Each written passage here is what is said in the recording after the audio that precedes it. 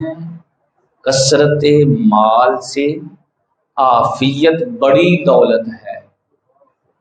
کثرت مال سے عافیت جو ہے یہ زیادہ افضل اور بڑی دولت ہے۔ اگر کسی کو سمجھ آ جائے تو تھوڑا مال ہو لیکن ہو عافیت والا تو یہ بندے کے لیے بڑا بہتر ہے اس زیادہ مال سے جس میں مصیبتیں ساتھ شامل ہوں۔ ایک کتاب کے اندر یہ واقعہ لکھا ہوا تھا کہ لکھنؤ کا ایک نواب تھا، بڑا مالدار۔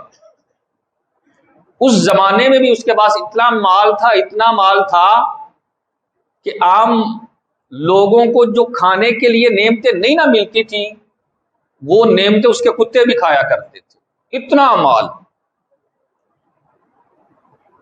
کچھ عرصہ کے بعد نہ وہ بیمار ہوا، اس سے معدے کا مرض لاحق ہوا، جو چیز بھی کھاتا ہضم نہ ہوتی۔ آج ہم کھاتے ہیں، کھانا ہضم ہو جاتا ہے، پھر بھی اللہ کا شکر ادا نہیں کرتے۔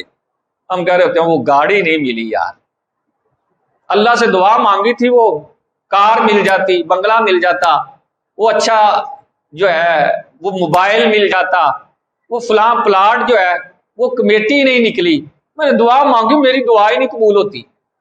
اس کو تو میں نعمت سمجھتا ہی نہیں، کھانا کھایا اور ہضم ہو گیا، میرے نزدیک تو یہ نعمت ہی نہیں۔ پانی پیا پیشاب کے راستے سے نکل گیا، میرے نزدیک تو یہ نعمت ہی نہیں۔ میرے نزدیک تو نعمت مال ہے، جس چیز کا میں مطالبہ کر رہا ہوں وہ چیز مجھے ملے تو تب میں سمجھتا ہوں کہ اللہ نے مجھے نعمت دی ہے۔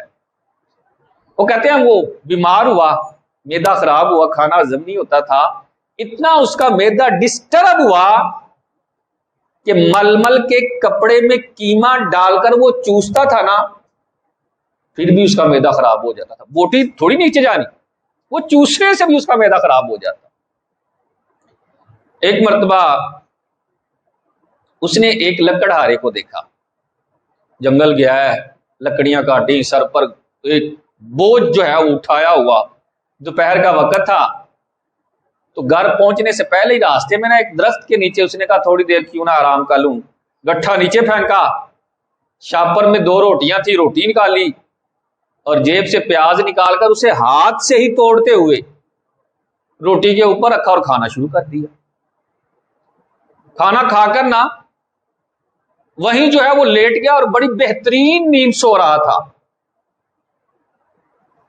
وہ جو لکھنؤ کا نواب تھا نا، اس نے بڑے تاریخی کلمات کہے، اپنے ساتھیوں سے کہنے لگا، ٹھنڈی آہ بھری اور کہنے لگا میری کوئی نوابی ساری کی ساری مجھ سے لے لے، میرے پاس جتنی دولت ہے، جائیداد ہے، جو نعمتیں ہیں ساری کی ساری مجھ سے لے لے، لیکن کاش مجھے اس طرح کی صحت اور بھرپور طریقے سے یہ سونی نیند کوئی مجھے عطا کر دے یار۔